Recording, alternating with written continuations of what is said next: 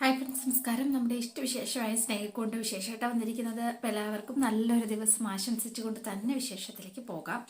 തുടങ്ങുമ്പോൾ തന്നെ കാണുന്നത് നമ്മുടെ ഇന്ദ്രനും ഋതുവും എവിടെയോ പോയിട്ട് വന്നിരിക്കുകയാണ്. അപ്പൊ ഇന്ദ്രനെ കുറിച്ച് നമ്മൾ പൂർണിമയോട് പറഞ്ഞപ്പോഴൊന്നും പൂർണിമ അത് വിശ്വസിക്കാനേ കൂട്ടാക്കിയില്ല. അപ്പൊ ഇന്ദ്രൻ വന്നിട്ട് എന്താ എല്ലാവരുടെ എന്തെങ്കിലും ഗൂഢാലോചനയായിരുന്നോ എന്ന് ചോദിച്ചു.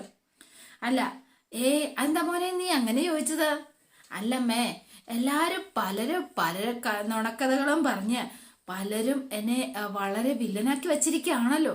പക്ഷെ ഞാൻ എന്താണെന്നും എന്റെ സ്നേഹം എന്താണെന്നും അറിയാവുന്ന ഈ വീട്ടിലെ ഒരേ ഒരാൾ എന്ന് പറയുന്നത് ഈ നിൽക്കുന്ന എന്റെ ഋതുവാ എന്ന് പറഞ്ഞു. ആഹാ, ഋതുവിനൊക്കെ സുഖിച്ചു. അപ്പോഴേക്ക് എന്തോരിത് കഷ്ടം എന്നുള്ള മട്ടില് ഋതുവിന്റെ അമ്മേനെ എന്റെ സ്വന്തം അമ്മയെ പോലെ കരുതിയ ഞാനിപ്പോ ഇവിടെ വന്ന് താമസിക്കാൻ പോലും തീരുമാനിച്ചത്. അത് തെറ്റായി പോയോ? ഒരിക്കലുമില്ല. ഞാൻ എന്നെ മകനായി തന്നെയാ ഇപ്പൊ കാണുന്നത്.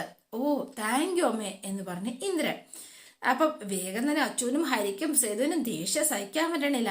അമ്മേ, പിന്നെ ഇന്നിവിടെ ആരും ഫുഡൊന്നും ഉണ്ടാക്കണ്ട കേട്ടോ. അതെന്താ എന്ന് ചോദിച്ചു. അപ്പൊ ഇന്ന് പട്ടിണി കിടക്കേണ്ടി വരുമോ എന്നുള്ള മട്ടിലാണ്. അതെന്താ? അത് പിന്നെ ഇന്നേ ഞാൻ ഇവിടെ വന്നതിന്റെ ഒരു സന്തോഷത്തിലേ ഇന്ന് എന്റെ കൈകൊണ്ട് എല്ലാവർക്കും ഫുഡ് ഉണ്ടാക്കി കൊടുക്കണം എന്നൊരാഗ്രഹം. ജിത്തിന് സ്നേഹമുള്ള ആൾക്കാർക്ക് ജിത്തിന് ഭക്ഷണം ഉണ്ടാക്കി കൊടുക്കുന്നത് ആ ശീലം എന്നാ പറഞ്ഞത്.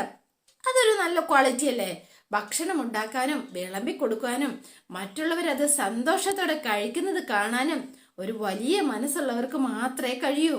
ഓ, താങ്ക് യു അമ്മേ. അപ്പൊ എന്നാ ഋതു വാ, നമുക്ക് അകത്ത് കൊണ്ടുവയ്ക്കാം എന്ന് പറഞ്ഞ് ഇവര് നേരെ അകത്തേക്ക് പോവാണ്. അപ്പോഴേക്കും വേഗം തന്നെ സേതു വന്നിട്ട് എന്റെ അമ്മേ, ഇതൊക്കെ അമ്മ വിശ്വസിച്ചോ എന്ന് ചോദിച്ചോ. ഇതൊക്കെ അവന്റെ അഭിനയവാ. എന്താ സേതു, അവൻ നല്ലത് ചെയ്താലും കുറ്റം കാണണോ? അമ്മയ്ക്ക് അഭിനയം കണ്ടാൽ മനസ്സിലാവില്ലേ? നിങ്ങൾ പറയുന്ന കേട്ടാ തോന്നുമല്ലോ അത് ഫഹദ് ഫാസിലാണെന്നാണോ തോന്നുന്നത്? ഒരു സാധാരണ മനുഷ്യനല്ലേ അത്. ഇത്രയ്ക്ക് അഭിനയമാണെങ്കിൽ അവനേതെങ്കിലും സിനിമയിൽ പോയി അഭിനയിച്ചാ മതിയല്ലോ. അപ്പൊ പൂർണിമ ആകെ മറാണ്ടം ചാടുകയാണ്. പിന്നെ ഒരു കാര്യം, ജിത്തിനെ കുറിച്ച് ആരും മുൻവിധിയോടെ ഇനി സംസാരിക്കാൻ പാടില്ല. അതെന്താന്ന് വെച്ചാലേ മോശം മനുഷ്യര് നന്നായി എത്രയോ ചരിത്രമുണ്ട്. പക്ഷെ നമ്മൾ കൂടി അവരെ സപ്പോർട്ട് ചെയ്യേണ്ടത് എന്ന് പറഞ്ഞു. അപ്പം പഴയ കാര്യങ്ങൾ പറഞ്ഞ് വേദനിപ്പിക്കാനോ കുറ്റപ്പെടുത്താനോ ഒന്നും പാടില്ല. മനസ്സിലായോ? എല്ലാവർക്കും മനസ്സിലായല്ലോ അല്ലേ എന്ന് ചോദിച്ചു. അപ്പൊ ഇവരൊന്നും മിണ്ടിയില്ല. അപ്പൊ ഹരിയൊക്കെ എന്ന് വെച്ചു. പൂർണിമ അങ്ങോട്ടേക്ക് പോയി. അപ്പൊ അച്ഛവും സേതുവും ഹരിയും കൂടെ നിന്നിട്ട് എന്റെ ദൈവമേ, ഈ അമ്മ ഇതെന്തറിഞ്ഞിട്ടാ ഈ അമ്മയ്ക്ക് പ്ലേറ്റ് മറിച്ചു എന്നാ തോന്നണത്. ഇനി അവനും എന്നോടും സേതുവിനോടും എല്ലാം പറഞ്ഞതാ ഇപ്പൊ നശിപ്പിക്കുമെന്ന്. ഇനി അമ്മയോടൊന്നും പറയുന്നത് നല്ലത് ഹരി. അത് നമ്മളെ കുറ്റപ്പെടുത്തിയുള്ളൂ. അമ്മ വിശ്വസിക്കാനും പോണില്ല. അപ്പൊ സേതു വേഗം തന്നെ ഇവിടെ നിന്നിട്ട് അതെ, നമ്മളതൊന്നും ഓർത്ത് വിഷമിക്കണ്ട, സാരമില്ലെന്നേ. എന്നാന്ന് വെച്ചാ നമ്മുടെ വീട്ടിലേക്കല്ലേ അവൻ വന്നിരിക്കുന്നത്. അപ്പൊ പിന്നെ നമ്മൾ ഒറ്റക്കെട്ടായിട്ട് നിന്നാൽ ശരിക്കും അവൻ തന്നെ പറ്റൂ. അവൻ തന്നെയാ അനുഭവിക്കാൻ പോണത്. അത് വഴിയേ അവന് പതിയെ പതിയെ മനസ്സിലായിക്കോളും എന്ന് പറയണം. അപ്പൊ ഇവർ മൂന്ന് പേരും ഇങ്ങനെ ആ ടാർഗറ്റിൽ ഇങ്ങനെ ഇരിക്കുകയാണ്. പിന്നെ കാണുന്ന അച്ഛനെയാണ്. അച്ഛൻ ഭയങ്കര ടെൻഷനാണ്. അപ്പൊ ഹരി വന്ന് പതുക്കെ അച്ഛനെ ഒരു കൂളാക്കാനായിട്ട് ഒരു കുഞ്ഞു റൊമാൻസ് ഒക്കെ കാണിച്ചിങ്ങനെ നിൽക്കണം. എന്താ പേടിച്ചു പോയോ എന്ന് ചോദിച്ചു. പിന്നെ പേടിക്കാതെ, അതെ ഇത്തിരി കുട്ടിക്കളി കൂടുന്നുണ്ട് കേട്ടോ എന്ന് ചോദിച്ചോ. പിന്നെ കുട്ടിക്കളി?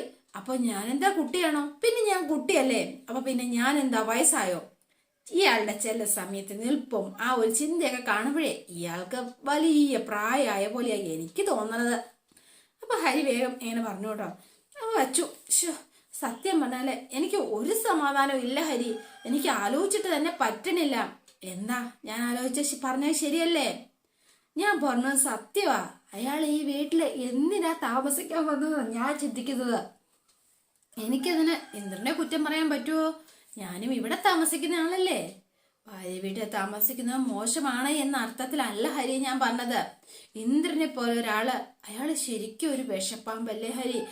ഒരു വീട്ടിലോ മുറിയിലോ ഒരു സർപ്പം പതുങ്ങിക്കിടപ്പുണ്ട് എന്ന് മനസ്സിലാക്കിയ പിന്നെ നമുക്ക് എങ്ങനെയാ സമാധാനം കിട്ടുക? ഋതുവിന്റെ ഭർത്താവല്ലേ, നമ്മൾ അംഗീകരിച്ചല്ലേ പറ്റൂ. അതെ അമ്മ അതന്നെയല്ലേ പറയണത്. അമ്മ ലൈറ്റായിട്ട് കണ്ട് ജീവിതത്തെ ഒഴുകി ഒഴുകി ജീവിക്കാനാ അമ്മ ആഗ്രഹിക്കുന്നത്. പക്ഷേ അത് വലിയൊരു പ്രശ്നം വന്ന തല കറങ്ങി വീഴുന്ന അത്ര ദുർബല. അതുകൊണ്ട് തന്നെ അമ്മ മനുഷ്യരെല്ലാവരും നല്ലവരും സ്നേഹശീലരുമാണെന്ന് കരുതി സ്വയം കണ്ണു കെട്ടി അങ്ങ് ജീവിക്കും. പക്ഷെ നമുക്കങ്ങനെ പറ്റുമോ ഹരി? ഇന്ദ്രൻ എന്ന പാമ്പ് പടമുരിച്ചു കഴിഞ്ഞാ പ്രാവായി എന്ന് പറഞ്ഞ ചിലപ്പോ അമ്മ ശരി പറയും. അമ്മയുടെ സമാധാനത്തിന് അത് നല്ലതാ.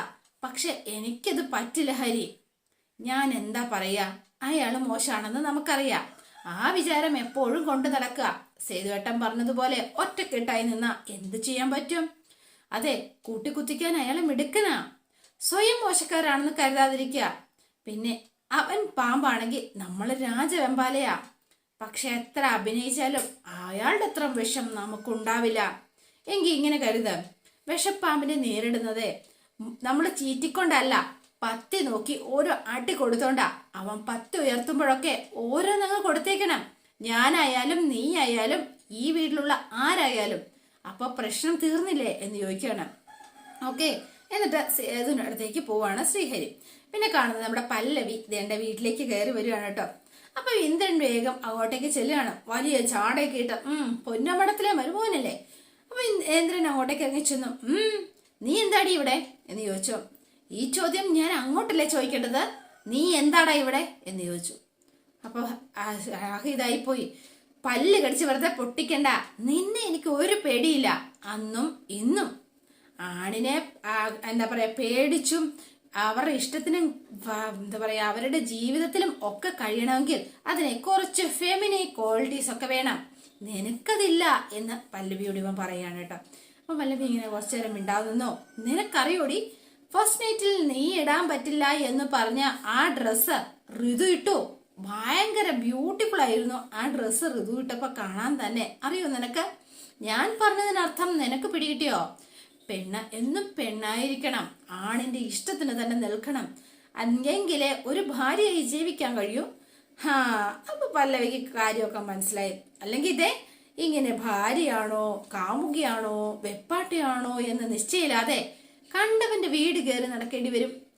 നീ പറഞ്ഞതിന്റെ അർത്ഥം അതെനിക്ക് മനസ്സിലായി. പക്ഷേ നിന്നെ പോലെ ഒരു ആഭാസന്റെ ഭാര്യയായിട്ടിരിക്കുന്നതിലും അന്തസ്സുണ്ട്. സേതുവേട്ടന്റെ എന്താ പറയാ സേതുവേട്ടന്റെ കൂടെ ഏത് രീതിയില് ഏത് പേരിലിരിക്കുന്നതിലും ഒരന്തസ്സുണ്ടടാ എന്നിങ്ങനെ ചേർത്തു. അപ്പോഴേക്കും ഇന്ദ്രന് ഭാര്യയായി ജീവിക്കാൻ പെണ്ണിന് മാത്രമല്ല ഭർത്താവായി ജീവിക്കാൻ ആണിനും ചില ഗുണങ്ങളൊക്കെ വേണം. അതെന്താണെന്നറിയോ? അതിൽ ആദ്യത്തെ ഗുണം എന്ന് പറയുന്നത് ആണായി ജീവിക്കുക എന്നുള്ളതാ. നിനക്കില്ലാതെ പോയ ഗുണം എന്ന് കൂടി പല്ലവി ചേർത്തു. അടി കിട്ടിയെന്ന് പറഞ്ഞാൽ മുഖത്ത് കിട്ടിയതുപോലായി ഇന്ദ്രന്. എന്നിട്ട് പല്ലവി നേരെ അകത്തേക്ക് കയറിപ്പോയി. കിട്ടാനുള്ളതൊക്കെ വാങ്ങിച്ചു കൂട്ടി ഇന്ദ്രൻ ഇങ്ങനെ നിൽക്കുകയാണ്. അപ്പൊ നേരെ പല്ലവി സേതുവിന്റെ റൂമിലേക്ക് ചെല്ലുന്നത്. സേതുവിട്ടാ എന്നിങ്ങനെ കുറെ പ്രാവശ്യം ഡോറിൽ തട്ടി. അപ്പൊ ഡോറ് തുറന്ന് അകത്തേക്ക് ചെന്നിട്ട് പല്ലവി ഞാൻ കുളിക്കുക, താനിരിക്കുക, ഞാൻ ഇപ്പൊ വരാം എന്ന് പറഞ്ഞു. ശരി എന്ന് പറഞ്ഞ പല്ലവി പതുക്കെ ഡോർ അടച്ച് പുറത്തേക്ക് ഇറങ്ങാൻ തുടങ്ങിയപ്പോൾ ഈ ഇന്ദ്രൻ ആ വാതിക്കൽ ഇങ്ങനെ നിൽക്കുകയാണ് കേട്ടോ. ഇത് കണ്ടപ്പോ പല്ലവിക്ക് ചെറിയൊരു ചൊറിച്ചില്. ഇവനെ കാണണ്ടല്ലോ എന്ന് കരുതി പല്ലവി വേഗം തന്നെ ആ ഡോറ് തുറന്ന് സേതുവിന്റെ റൂമിലേക്ക് കയറി. എന്നിട്ട് ഡോർ അങ്ങ് അടച്ചു. അവിടെ കയറി ആ കട്ടിലിൽ ഇങ്ങനെ ഇരിക്കുകയാണ്. ഇന്ദ്രൻ പതുക്കെ ചെറിയൊരു തന്ത്രം പ്രയോഗിക്കാം, ഇവിടെ ഈ പണി ഏറ്റാല് രക്ഷപ്പെട്ടല്ലോ എന്ന് പ്രയോഗിച്ച് ഇവൻ നേരെ ചെന്നു. എന്നിട്ട് റൂമിന്റെ താക്കോലെടുത്ത് ആ ഡോർ അങ്ങ് പുറത്തുനിന്ന് ലോക്ക് ചെയ്യാണ് കേട്ടോ. അവൻ ലോക്ക് ചെയ്തു. ഇവൻ എന്ത് കാണിക്കുന്നത്? ആരാ ഡോർ ലോക്ക് ചെയ്ത് എന്ന് ചോദിച്ചു. അപ്പൊ പല്ലവി ചോദിച്ചപ്പ ഞാൻ ആ ഡോർ ലോക്ക് ചെയ്തതാ, തുറക്കടാ മര്യാദയ്ക്ക്. നീ പോടി, നീ തുറക്കുമെന്ന് നീ വിചാരിച്ചോ, നിന്നെ കാണിച്ചു തരാടി എന്നൊക്കെ പറഞ്ഞ് ഇവൻ നേരെ അങ്ങോട്ടേക്ക് ചെന്നിട്ട് ഋതു എന്ന് വിളിച്ചു. നീ എവിടെ പോയി കിടക്കുക? അപ്പോഴേക്ക് പൂർണിമയും അച്ചുവും നമ്മുടെ സ്വാതിയും എല്ലാവരും കൂടെ വന്നു. എന്താ മോനെ, എന്താ പ്രശ്നം എന്ന് ചോദിച്ചുകൊണ്ടാണ് വരുന്നത്. അത് എന്തൊരു നാണക്കേടാ ഇത് എന്ന് ചോദിക്കാണ്. പൊന്നമ്മടംകാരെന്ന് പറഞ്ഞപ്പോ ഞാൻ കരുതിയത് കുറച്ച് അന്തസ്സും അഭിമാനവും ഉള്ളവരാണെന്നാ കരുതിയത്. ഇതിപ്പോ പച്ചുവിനാണ് ദേഷ്യം സഹിക്കാൻ പറ്റണില്ല കേട്ടോ. ഇത്ര കഥപ്പതിച്ചവരാണെന്ന് ഞാൻ കരുതിയില്ല. വായി തൊന്ന് വിളിച്ചു പറയരുത് കേട്ടോ എന്ന് പറഞ്ഞേക്കാം. സൂക്ഷിച്ച് സംസാരിക്കണം. ഇയാളുടെ വായിലെ എല്ലില്ലാത്തൊരു നാവ് കിടപ്പുണ്ടെന്ന് കരുതി എങ്ങനെയും വളയ്ക്കാമെന്ന് വെറുതെ കരുതണ്ട. ഞാൻ പറയുന്ന കുറ്റം മറ്റുള്ളവർ കാണിക്കുന്നതിന് ഒരു കുഴപ്പമില്ല. ഇവിടെ മലമറിച്ചു എന്നാ താൻ വെറുതെ ശരിക്കും കാറി കൂവുന്നത്. ആരുമില്ലാത്ത സമയം നോക്കി ഒരു പെണ്ണിനെ മുറിയിൽ കയറ്റി വാതിലടച്ചാൽ ഇവിടെ ആർക്കും ഒരു കുഴപ്പമില്ലേ എന്ന് ചോദിച്ചു. അപ്പൊ ഇവർക്ക് ആർക്കും ഒന്നും പിടുത്തം കിട്ടിയില്ല. ഇവൻ ഇത് ആരുടെ കാര്യ പറയണത് എന്ന് സ്വാതിയോട് ചോദിച്ചപ്പോ എനിക്കറിയില്ല, വട്ടാണെന്ന് തോന്നുന്നു എന്ന് പറഞ്ഞു. അപ്പോഴേക്കും ഋതു അങ്ങോട്ടേക്ക് ഇറങ്ങി വന്നു. എന്താ അജിത്ത്, എന്തിനാ അജിത്ത് എന്നെ വിളിച്ചത് എന്ന് ചോദിച്ചു. ഋതു, നീയും കൂടെ അറിഞ്ഞിട്ടാണോ ഈ വ്യഭിചാരം ഇവിടെ നടക്കുന്നത്? എന്ത്? ഇന്ദ്ര എന്ന് വിളിച്ചു പൂർണിമ. സോറി അമ്മേ, ഞാൻ എന്റെ നാക്കിനെ നിയന്ത്രിച്ചിട്ട് കാര്യമില്ലല്ലോ. നടക്കുന്നത് മോശം കാര്യമാണെങ്കിൽ ഞാൻ പറയുന്ന വാക്കും മോശാവില്ലേ? എന്താ കാര്യമൊന്ന് തെളിച്ചു പറ ജിത്ത്. വാ, എല്ലാവരും വാ, ഞാൻ നിങ്ങൾക്ക് കാണിച്ചു തരാം എന്താണെന്ന്. വാ വാ എന്ന് പറഞ്ഞ് ഇന്ദ്രൻ ഇവരെല്ലാം കൂട്ടിക്കൊണ്ട് അങ്ങോട്ടേക്ക് ചെല്ലുകയാണ്. അപ്പൊ പല്ലവി റൂമിലുണ്ട് കേട്ടോ. ഇവൻ പുറത്തു നിന്ന് ഇവരോട് വിശദീകരിക്കുന്നത് അപ്പൊ കേട്ടു. ഇത് ആരുടെ മുറിയാ? സേതുവിന്റെ മുറി. ഓക്കെ, അപ്പോ ഈ സേതുവിന്റെ കല്യാണം കഴിഞ്ഞാണോ? അല്ലല്ലോ. അപ്പൊ വളരെ പല്ലവി മനസ്സിലാക്കി ഇതിവൻ പറഞ്ഞു വരുന്നത് എങ്ങോട്ടാണ് എന്നുള്ള കാര്യം. അതെ, കല്യാണം കഴിയാത്ത സേതുവിന്റെ മുറിയിൽ കയറി ഒരു പെണ്ണിനെ വാതിലടച്ചിട്ട് എന്ത് പരിപാടിയാ പറയ എന്ന് ചോദിച്ചു. അപ്പൊ ഇവരാകെ ഞെട്ടിപ്പോയി കേട്ടോ. ഇത് ആരാ എന്ന് മനസ്സിലായിട്ടുമില്ല. അപ്പൊ ഇവര് വേദനെ, ഞാൻ മുമ്പേ പറഞ്ഞ ഭാഷയല്ലേ ഇവിടെ പ്രയോഗിക്കാൻ പറ്റൂ, മ്ലേച്ഛം, മഹാമ്ലേച്ഛം എന്ന് പറഞ്ഞുകൊണ്ട് ഇവൻ ഭയങ്കര കസറത്ത്. ഈ സമയം സേതു കുളിയൊക്കെ കഴിഞ്ഞിറങ്ങി വന്നു. പല്ലവി, താൻ ഇവിടെ നിൽക്കായിരുന്നോ എന്നിങ്ങനെ ചോദിച്ചു. താൻ എന്താണ് ഇവിടെ നിൽക്കുന്നത്? എന്റെ പൊന്ന് സേതുട്ടാ, ഒരു പ്രശ്നമുണ്ട് എന്ന് പറഞ്ഞു. എന്ത് പ്രശ്നം? എന്താടോ എന്ന് ചോദിച്ചു. അതെ, ഞാൻ വന്നപ്പോ പുറത്ത് എന്താ പറയാ, ശരിക്കും പറഞ്ഞാല് നോക്കി മൂർഖ നിൽക്കുന്നത് പോലെ നിൽക്കായിരുന്നു ആ ഇന്ദ്രൻ. നിവൃത്തിയില്ലാതെ ഞാൻ ഇതിനകത്ത് കയറി ഡോറടച്ചു. പക്ഷെ അവൻ അത് പുറത്തുനിന്ന് പൂട്ടിയോ? എന്തിനാ? അപ്പൊ നടന്ന കാര്യങ്ങൾ മുഴുവൻ പല്ലവി അങ്ങോട്ടേക്ക് പറയാണ് കേട്ടോ. അപ്പൊ ഇന്ദ്രൻ പുറത്തു നിന്ന് ഭയങ്കര വിശദീകരണം ഒക്കെ നടത്തി കൊടുക്കുകയാണ് ഇവർക്ക്. ഇതെല്ലാം കേട്ട് ബാക്കിയുള്ളവരും അവിടെ നിന്നു. അപ്പം സേതു ഒരു കാര്യം തീരുമാനിച്ചു, ഇനി എന്താ ചെയ്യേണ്ടതെന്ന്. എന്നാ വാ, ഞാൻ കാണിച്ചു തരാം നിങ്ങൾക്ക് എന്ന് പറഞ്ഞ് ഇവൻ വേഗം തന്നെ ഒരണ്യ പെണ്ണിനെ ഒരിക്കലും സേതു മുറി കയറ്റില്ല എന്ന് പൂർണിമ പറഞ്ഞു. എങ്കിൽ ഞാൻ ഡോറ് തുറന്ന് കാണിച്ചു തരാം, ഇപ്പൊ കാണിച്ചു തരാം എന്ന് പറഞ്ഞു ഡോർ അങ്ങ് തുറന്നു. അപ്പോഴേക്കും സേതു പുറത്തേക്ക് ഇറങ്ങി വരികയാണ് എന്ന് പറഞ്ഞു. മോനെ സേതു എന്ന് വിളിച്ചോ? വേണ്ട, വിശദീകരിക്കണ്ട എന്ന് പറഞ്ഞു. എല്ലാം ഞാൻ മനസ്സിലാക്കി കഴിഞ്ഞു. അല്ല, എന്റെ മുറിയില് അന്യ സ്ത്രീയെ കാണിക്കാനല്ലേ ഇവൻ ഈ മുറി പൂട്ടിയത്? ശരി, ഞാൻ തന്നെ വിളിക്കാം അവളെ. അതെ, പുറത്തേക്ക് വാ, ഇങ്ങി വന്നേ എന്ന് പറഞ്ഞു. അപ്പൊ പല്ലവി പുറത്തേക്ക് കൂളായിട്ട് ഇറങ്ങി വന്നു. ഇവരെ കണ്ടപ്പോ തന്നെ ഇവർക്ക് എല്ലാവർക്കും ചിരിയാ വന്നത്. അയ്യോ, ഇതാണോ അന്യസ്ത്രീ? ഇതെന്താ അന്യസ്ത്രീ അല്ലേ? താലി കെട്ടാത്ത കാലത്തോളം ഇവൾ അന്യസ്ത്രീ തന്നെയാ എന്നാണ് ഇന്ദ്രന്റെ അഭിപ്രായം. അല്ല അമ്മ പറ, ഇവൾ എന്തിനാ സേതുവിന്റെ മുറി കയറി കഥ അടച്ചത്? പറ, കഥ അടച്ചു എന്ന് പറഞ്ഞു സേതു. അതിനിപ്പം എന്താ കുഴപ്പം? ഞങ്ങളുടെ നാട്ടിൽ ഇതിന് പറയണത് വേണ്ട, നിന്റെ നാട്ടിലും വീട്ടിലും പഠിച്ചും പഠിപ്പിച്ചും വച്ചിരിക്കുന്ന പിഴച്ച സംസ്കാരമല്ല ഈ സേതുമാധവന്റേത്. ദേ ഇവളുടെ, മനസ്സിലായോ നിനക്ക്? അതുകൊണ്ട് ആ ഒരു കണ്ണുകൊണ്ട് നീ ഞങ്ങളെ അളക്കാനോ കുപ്പായം തയ്പ്പിക്കാനോ നീ വരണ്ട, മനസ്സിലായോ എന്ന് ചോദിച്ചു. അപ്പൊ വേഗം പൂർണ്ണിമ എടുത്തിരുന്നു. അമ്മ കൂടി അംഗീകരിച്ചിട്ടാണിത്, മതി എന്ന് പറഞ്ഞു. ഇന്ദ്രൻ പറഞ്ഞത് വളരെ ശരിയാ. കല്യാണം കഴിയാത്ത ഒരു പെണ്ണും ചെറുക്കനും മുറി അടച്ചിരിക്കുന്നത് ഒട്ടും ശരിയല്ല. അതാണ്. അപ്പൊ ഇന്ദ്രന് ഭയങ്കര സന്തോഷം. ഒരു കുടുംബത്തിലെ പ്രത്യേകിച്ചും അതാണ് ഞാൻ പറഞ്ഞത് എന്ന് പറഞ്ഞു. അപ്പൊ പല്ലവി ഓർത്തു, ഇതിന് എന്താ പറഞ്ഞു വരുന്നത് അമ്മ എന്ന് ഓർത്തു ഇന്ദ്രന്റെ പക്ഷത്ത്. പക്ഷേ സേതുവിന്റെയും പല്ലവിയുടെയും കാര്യത്തിൽ ആ കാഴ്ച അത് വേണ്ട മോനെ എന്നായിരുന്നു പൂർണിമയുടെ അഭിപ്രായം. അയ്യോ, അടി കിട്ടിയ പോലെ ഇന്ദ്രൻ നിൽക്കാണ് കേട്ടോ ഇങ്ങനെ മിണ്ടാതെ. ഇനി മിണ്ടാൻ പറ്റൂല്ലോ. അപ്പൊ ഋതുവിനൊന്ന് നാണക്കേടായി. പണി കിട്ടി.